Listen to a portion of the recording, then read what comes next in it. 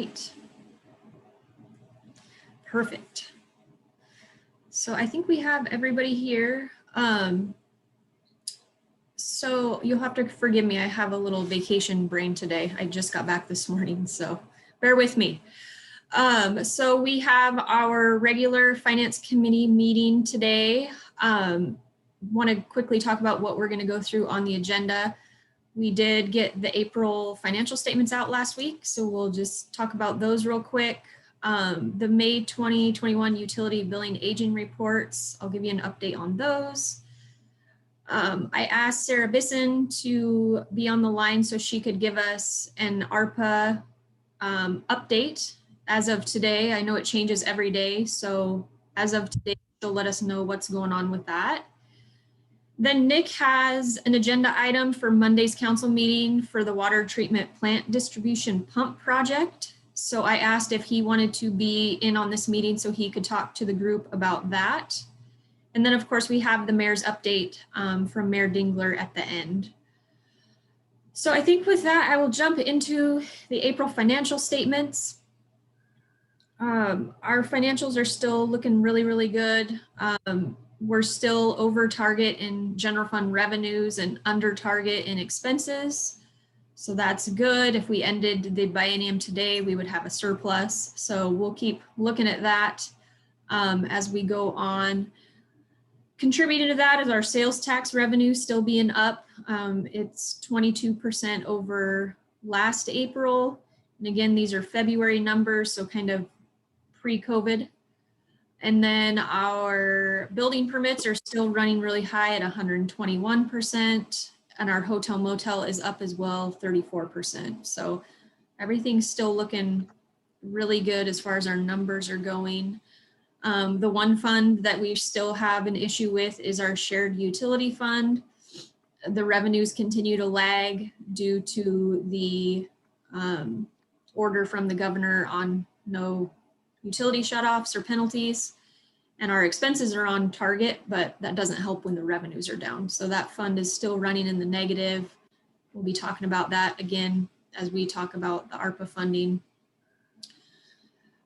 We will be doing our second budget amendment of the biennium at the second meeting in June. We're doing those quarterly now. I do have a few things, and depending on whether the agenda item from Monday for Nick's project gets approved, that would be added to the batch. So maybe a handful of things by the end of June that we'll be asking to adjust in the budget.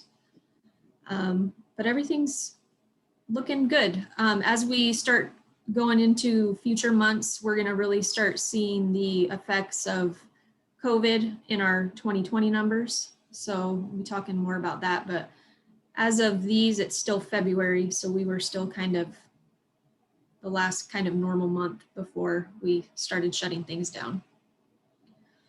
So any questions on the April financials?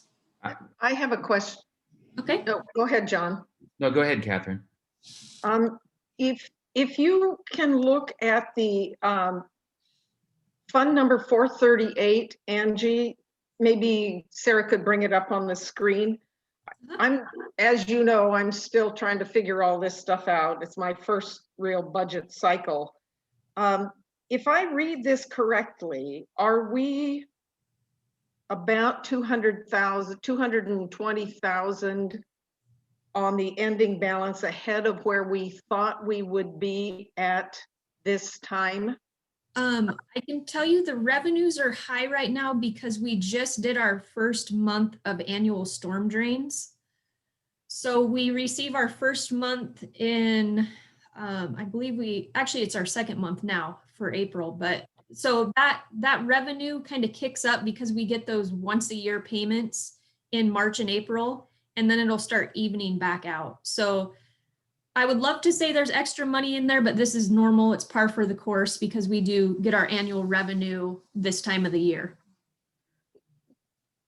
So Sarah, go to the page, if you would, that shows all of the storm drain operations. I want to ask, so am I reading this right, Angie, that we projected at this point to have a $47,727 ending balance, and we're sitting at this point at 265,110 ending balance. Am I Yeah, reading that right?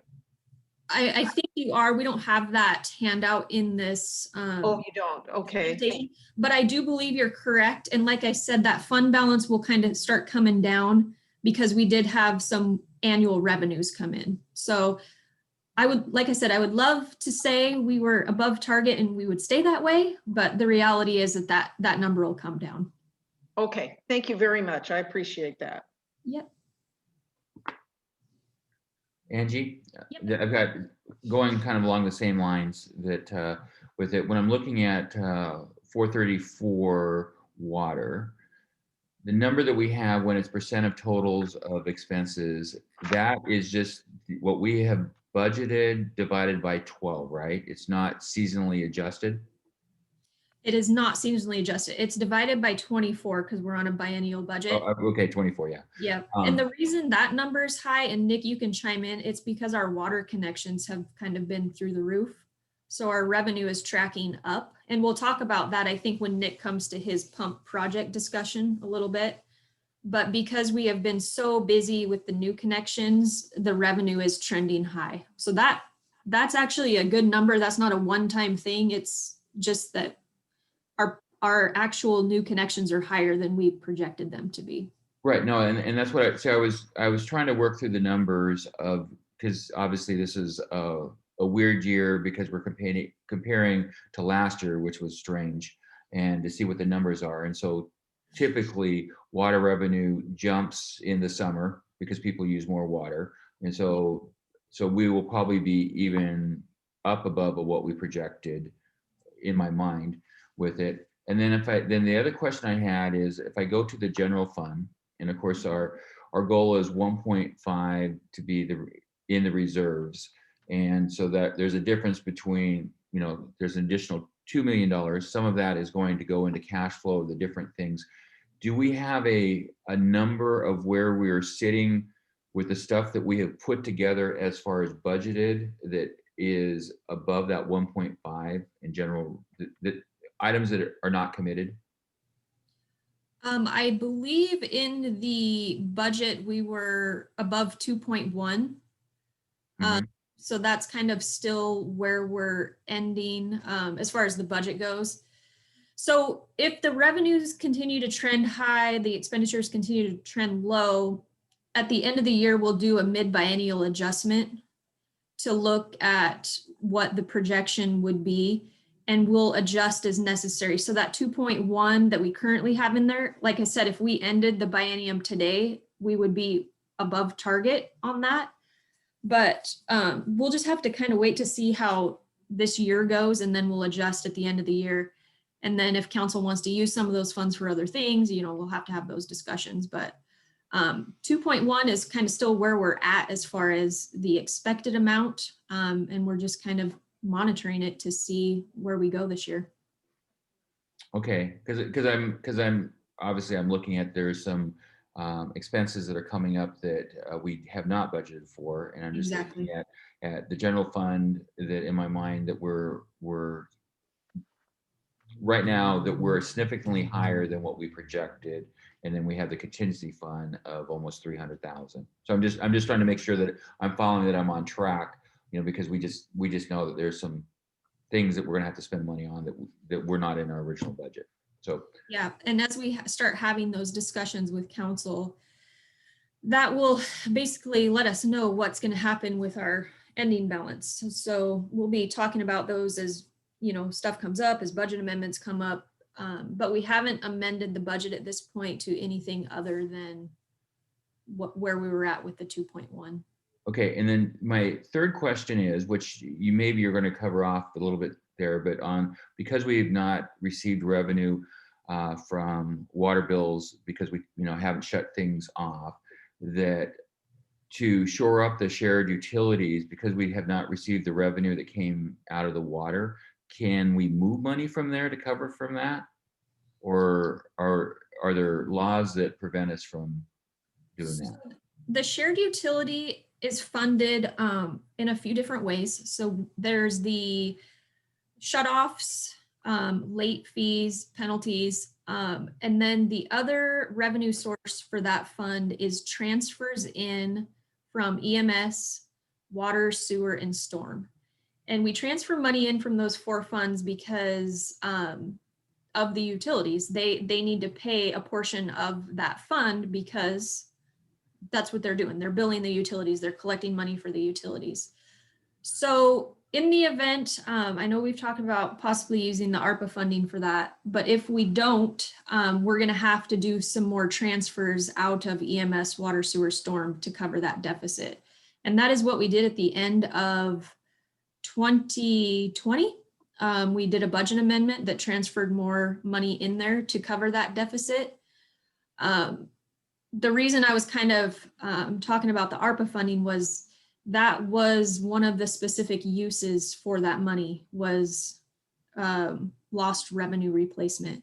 And like I've said before, this money is lost. It hasn't been applied to any customer accounts since March of 2020. So it's not like we would even have to write any of that off customer accounts. It's just revenue that is gone. We will never collect it. It's not on the customer accounts to collect once we resume shutoffs. So there's a few ways we can do it, but my first reaction was, ooh, we can use that money for this purpose, and it fits right in with that. Okay, thanks. Yep. Angie, can I go back to sort of a follow-on with John's question about water? Yeah. It looks like on the expense side, it is adjusted somehow. There's a so you don't adjust on the revenue side, but you do adjust on the expense side. Is that right? That 26,000, 27,000? So what that is we have to pay, I think for water, it's a lot of our annual insurance bill is part of that. So our insurance is due at the beginning of every year. So we have to adjust those expenses to basically balance it out, because it would look like we're over expended because we have these big one-time payments at the beginning of the year. Okay. The revenue side, we don't do that. We only do it for property taxes, which are in the general fund and the EMS fund, and the hotel motel taxes, because your property taxes are due twice a year. Right. So we have to add those in to kind of even that out, or the revenues would look off. And then the hotel motel, as you know, is very cyclical as well. So that's why we do those. But other than those three items, we don't do any revenue adjustments. It's just all on the expense side. Sure. And then the second sort of question is, as I recall, when we were working on the budget, the original projection for water did not include the increased hookup fees. Is there any way that you can look to mitigate how those are affecting this increased revenue? They would have to be, I would think, because we did a pretty good sized increase in those fees. Yeah, Nick, do you want to speak to that? I was going to say, I can't remember. I'll have to go back and dig through that. But what we do know in the April financials, when you look at the revenue stream, licenses and permits is about 60% of what the total 2-year budget projection was through the first 4 months. So that's a function of two different things. Number one, the increase in fee that we raised at the end of the budget cycle or preparation of the budget, and then two, the sheer volume of applications. And so I'd have to go back and double check, if that's a function of one or both, or some weird combination of the two. So at the end of the day, though, the license and permits number is very high right now, compared to what we forecasted. And so we do that intentionally because at the end of the day, we cannot control development activity. And it's always better to underestimate how much revenue we're going to receive from development activity. Because like I said, we can't make you develop that property and pay the fee unless, you know, that's the direction that you want to go. So does that make sense? Right. I guess my observation was simply that because we raised the fees and we continue on this increased building, call it a spree or whatever you want, that's affecting these revenues that are coming in, regardless of what the percentage, 60-40 development to regular customer payments, that has to be affecting it because we raised it by a pretty significant amount. Just an observation. Right. Okay.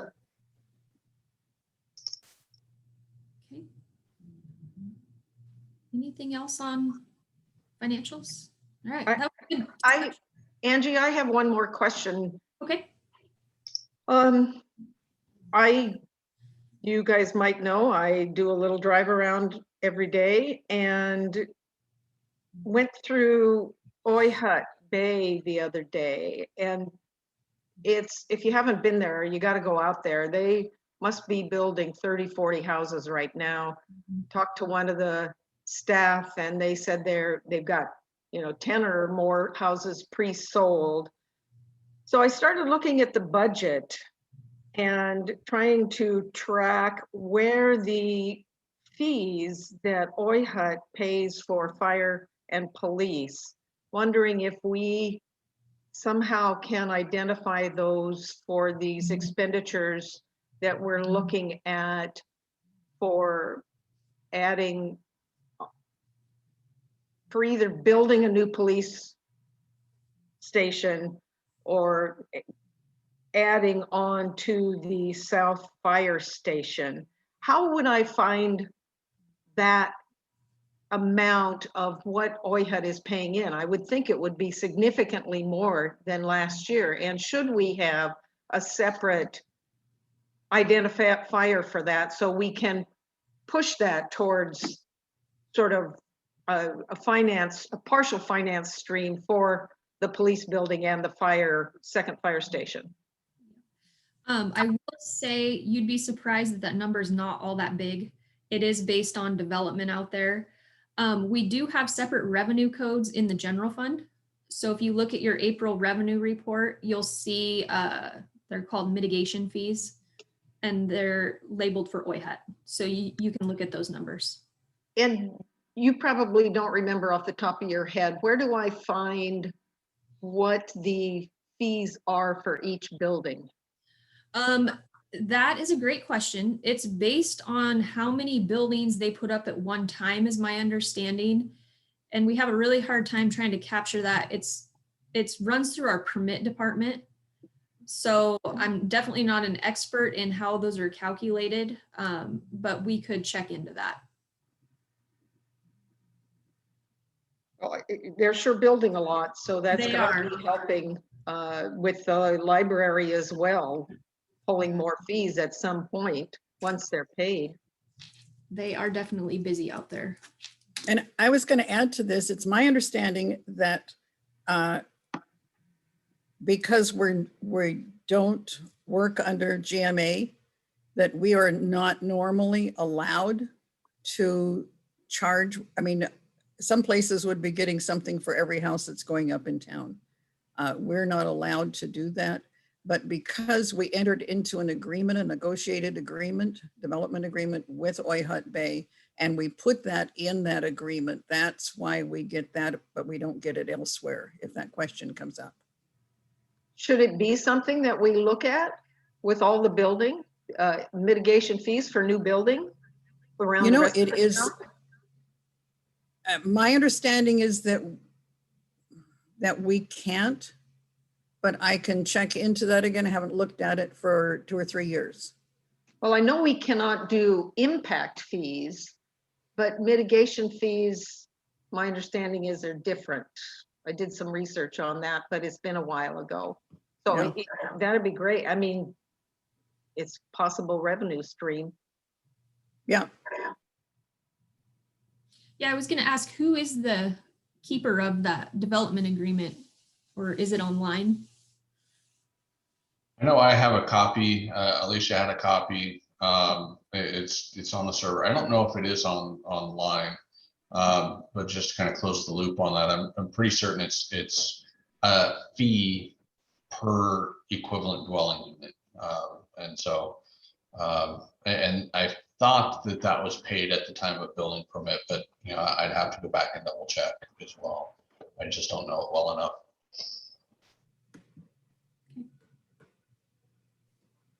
All right. Okay, so moving on to the utility billing aging reports. Unfortunately, I don't have them today because we run our auto pays today. So to make the numbers comparable, I'll have to have our utility billing department run those reports tomorrow. They would be skewed because we do such a large amount of auto pays that it wouldn't be comparable to the prior months. So I wanted to wait an extra day to put those out. So I will get those to Sarah and out to the group tomorrow to see where we're at. I'm expecting it to be similar to what we've seen the last few months, but to make it comparable, I need one more day for that. And Angie, you'll be posting that with the documents from this? Yeah. One of the questions that was asked is if there's any way that you can number the pages on the view graphs and charts so that people can refer to them more easily. Is that possible to do with a footer? I know this is just a one page, but sometimes we have several pages. I can do that on my side, Angie. Thank you. I saw you unmute. I was like, I bet you she's going to tackle this one. Awesome. Thank you. All right. So I think with that, the next item is Sarah. Good morning, Finance Committee. I don't have a lot of information for you today. I have not received much on the ARPA funding, but I have looked into it further online, and the federal government had until May 10th to get funding out to states, and states have 30 days to get it to us. So they have until June 9th to send us our appropriation. They can apply for an extension of 30 days if it's posing an administrative burden to them. So they could potentially have until July 9th, but that should be the furthest date out that we receive our funding. And that's all I have for you today. May I ask a question about that? Sure. And this is probably for Angie, seems like we should set up a separate fund number for these ARPA funds. They're coming in as are they coming in as a full 700 and whatever thousand, half of the 1.4 million that we're allocated? And so we don't have to bill against them? Is that? Well, in the past, the CARES Act, we had to bill against. It was a reimbursement program. I would anticipate, because they want documentation, that we would have to do that. The same with Department of Commerce. They categorize those expenses, at least they did with the CARES Act. So I think that it would probably be a similar situation with the ARPA funding. So it seems to me that it would be much easier to track for auditor purposes or anything else if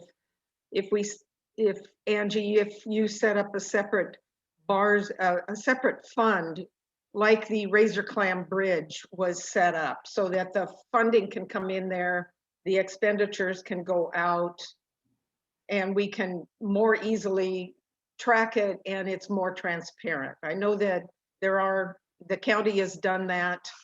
Can we do that? What we did for the CARES Act, and I would see this being kind of similar, is there's no requirement, and this was for CARES, so it might change with ARPA, I don't know yet, but there was no requirement to document separate expense codes because we're charging so many different things. We're charging salaries in different funds, we're charging supplies, we're charging a ton of different things. But what we did do to track it for purposes of auditing was create revenue codes that are clearly labeled, and this was CARES Act. And I brought them in budget amendments to you guys, so you have seen them. But when we get reimbursed, we go back and we allocate that funding to where those expenses came out of. So we reimburse the convention center for all the meal costs and salary costs.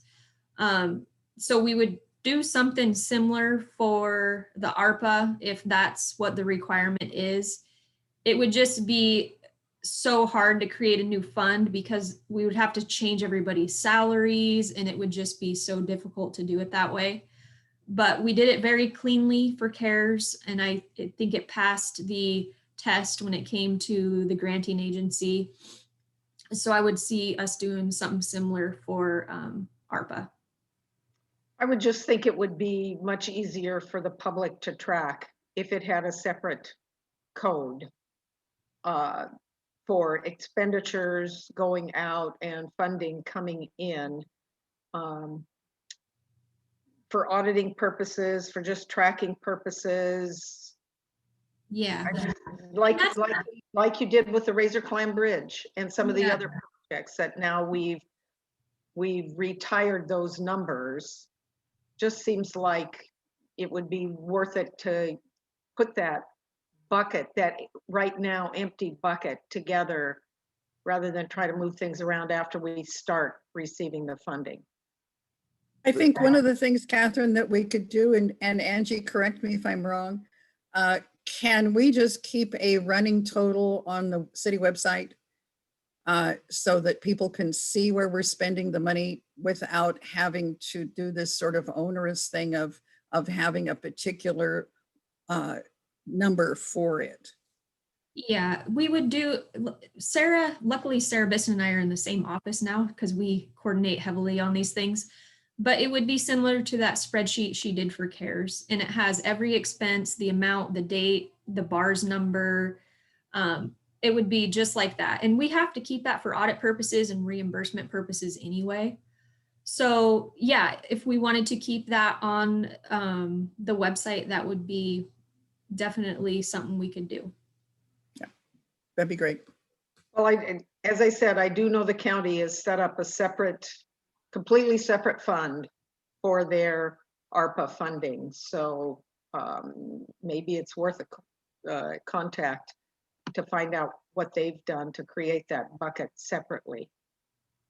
Seems like it might, I don't know. Yeah, it just seems like keeping it separate in its own bucket would be a wise thing to do.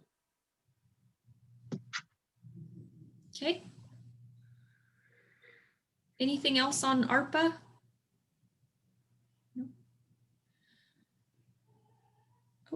What I can say, we received a call late yesterday afternoon from Derek Kilmer's office, and he would like to come to the next council meeting and speak to the council about ARPA and answer any questions that they may have.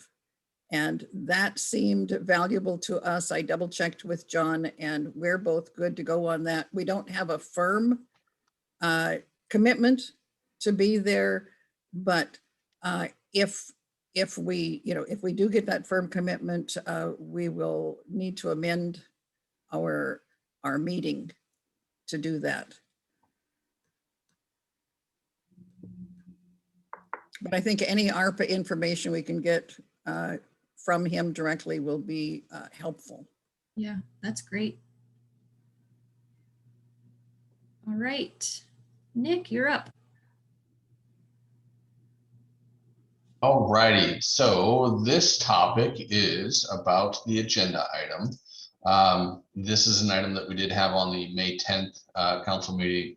The basis of the item or the request is that we've got a project going on that unfortunately does not have enough budget dollars allocated for that project. And so I had come forth to ask for, you know, the $83,000 or $84,000 increase. So I've already found, you know, something that I need to correct when I'm doing my introduction. The agenda bill says, you know, an $84,000 increase, and my notes say 83,000. So I had rolled the agenda bill over from, you know, the previous meeting. So I'll go ahead and get that corrected. But, you know, the bottom line is that, you know, if you haven't had a chance to take a look at the agenda packet, there's a bunch of information in there as it relates to, you know, the site background, the project purpose, and the framework of what it is that we're trying to accomplish. The big piece that I wanted to talk to the finance committee about is obviously the dollars and cents. So the current projected project cost is $183,000. We had budgeted $100,000 for the work. So obviously, you know, there's an adjustment that doesn't need to occur. One of the things that I'm trying to avoid is, you know, advertising work prior to having budget authority. I don't want to waste contractors' time. And hopefully you guys can hear me. It sounds like I've got an excavator rolling by my office. So I don't know if much of that is coming through. So in any case, you know, what I want to do is I want to avoid, you know, wasting contractors' time, you know, in the event that we don't want to move forward with the budget increase. You know, so I think that that's the right thing to do, because they do spend thousands of dollars in putting a bid package together. So a couple of things, like I said, number one, there's an increase on the expenditure side, you know, that we're looking for so that we can move the project forward. That amount is, like I said, $83,000. In the project report that is included in the agenda packet, I do talk about the revenue stream as well.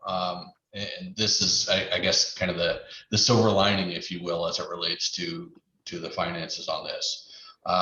You know, this project is funded out of the 420 fund. And so, you know, there were some questions, you know, that went back and forth, but nobody really focused on the 420 fund. So the 420 fund is our capital improvement fund. That sole purpose of that fund is for, you know, improving system capacity and adding new assets to our infrastructure. That fund, the principal revenue stream for that fund is our system development charges. You know, on our system development charge revenue, again, that's one of those components that is, you know, 100% development related. You're going to put in a new service, you're going to pay a system development charge and a water connection fee. And so when new services come in, you know, that revenue stream goes up. When services don't come in, that revenue stream doesn't move. So right now we're seeing an obscene level of, you know, development activity. And so basically what I put in the report is that, you know, when you linearize our, you know, forecast or projections for the revenues, you know, through April, you know, we were expected to be at about roughly $60,000 through the end of April. And our current SDC revenue, you know, is about $213,000. So there's a lot more revenue there than we had planned on. And so as it relates to what I'm, I guess, identifying as the silver lining associated with this is there's roughly $150,000 more money in the 420 fund than we had anticipated. We have more money associated with this work that needs to be done, and the revenues, you know, I think exceed the amount of money that we're asking to complete this project. So that's the basic framework. I just wanted to kind of bring you guys up to speed and you know, identify a little bit of the financial framework associated with this project.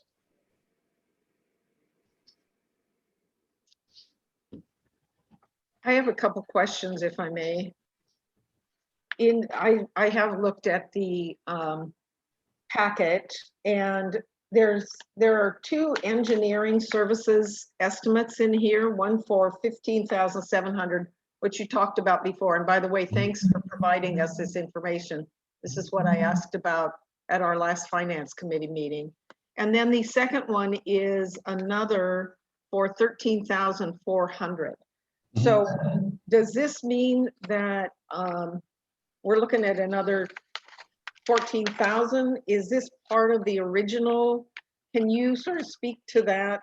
Are we talking about 27,000 total? What are they?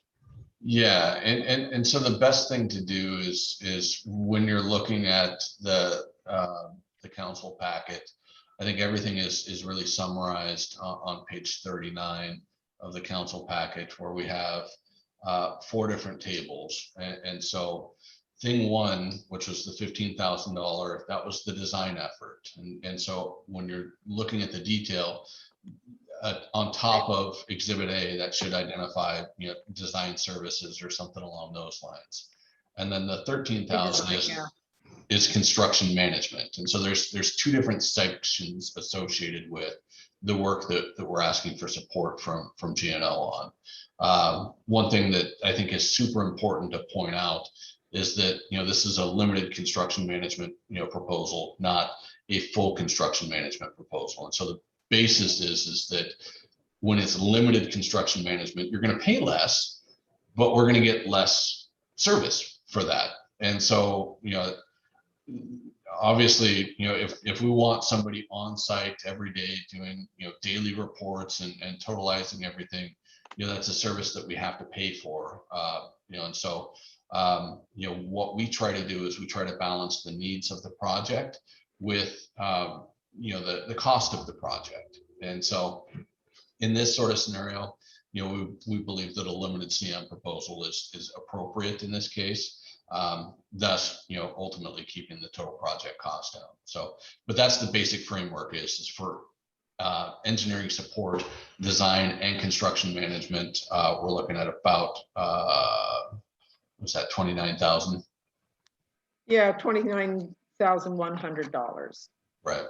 Yeah, I see the tables. Thanks for pointing me to those. That's helpful.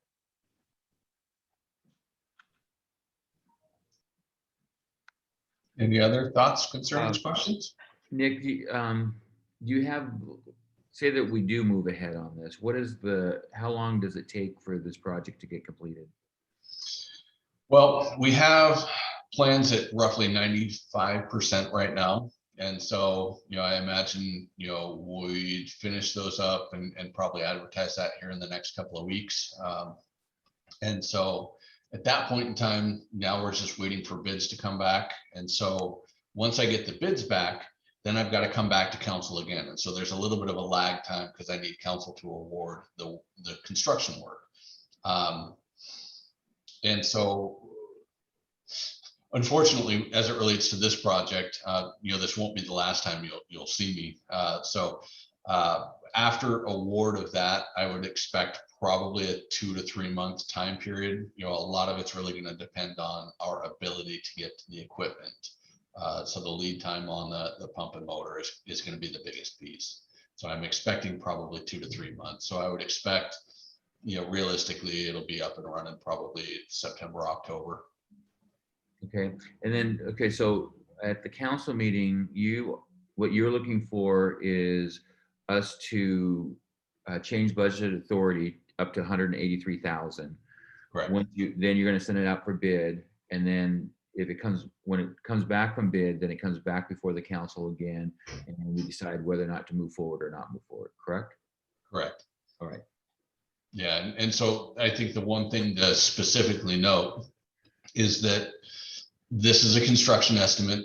Right now, I think everybody is intimately aware that, construction pricing is a little high right now. And so I can't guarantee that the work is going to come in, consistent with the numbers that I'm showing. But at the end of the day, if they come in significantly higher than what we had forecasted, we'll have the opportunity to adjust at the award when we're talking about that, when we bring this forward for contract award. So at this point in time, specifically what I'm looking for is the increase in budget authority up to 183. And if it's above that, then we'll have to make a determination on how we're going to move forward. Okay, thanks. Mm-hmm. All right, thanks, Nick. Can I ask another question of Nick? Mhm. The water pipes in the city, what is their composition? Are they plastic? Are they copper? The ones that deliver water to the homes? You know, I would say the majority of them are PE or HDPE that what is it deliver. at? Plastic. Plastic, okay. So I'm Not assuming you're lead? talking from the water main to the house. So Yes. that the little, 5/8 inch, 3/4 inch service. And from the water station So from the through the water treatment main also, the water main to the station. So our big pipe. So the distribution piping, which is what we call it, from the water treatment plant to the reservoirs to all throughout the city. The majority of that is asbestos cement. Okay, I want to say about 96% of it is AC pipe. okay.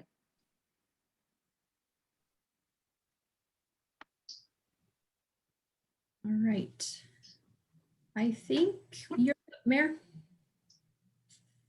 Okay, let me get to my notes. Okay.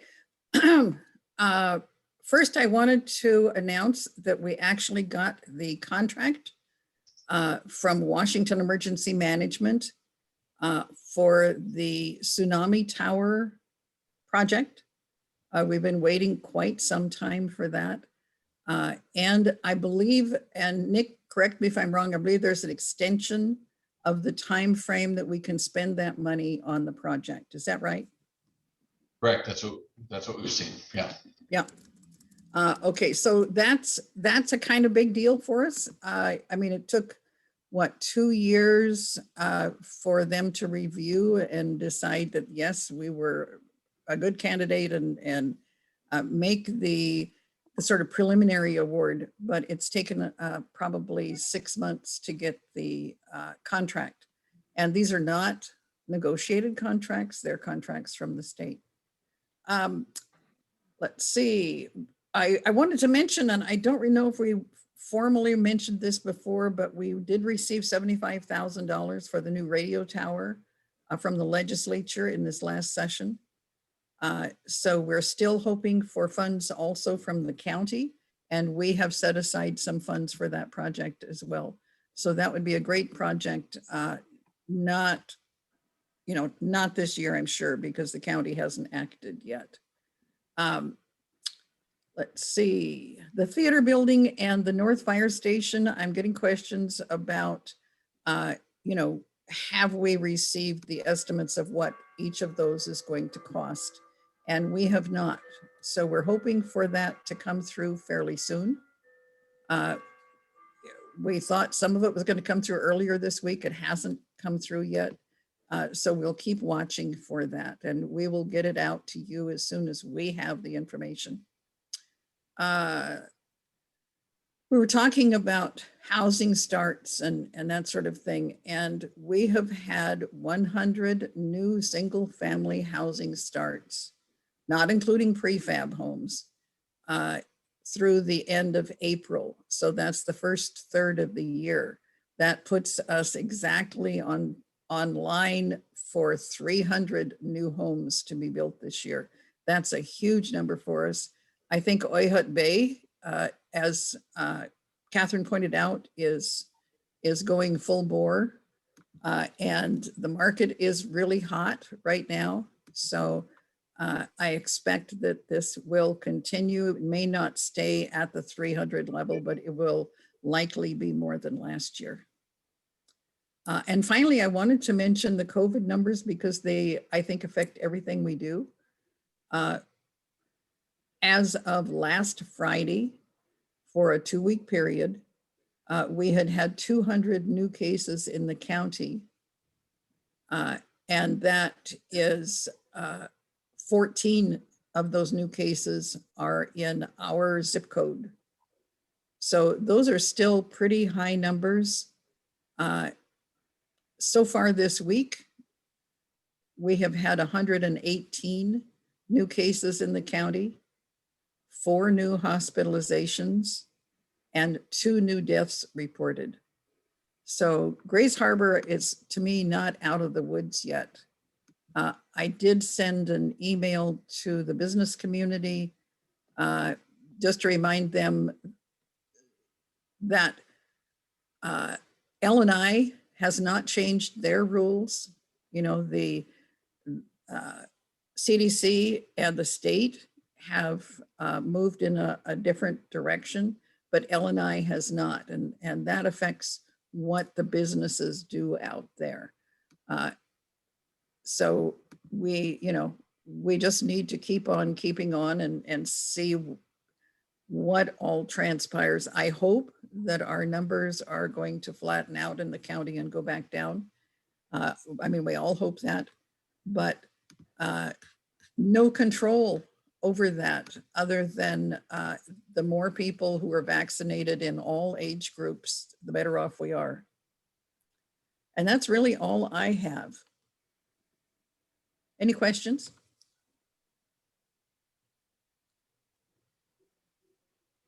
I'm good. Okay.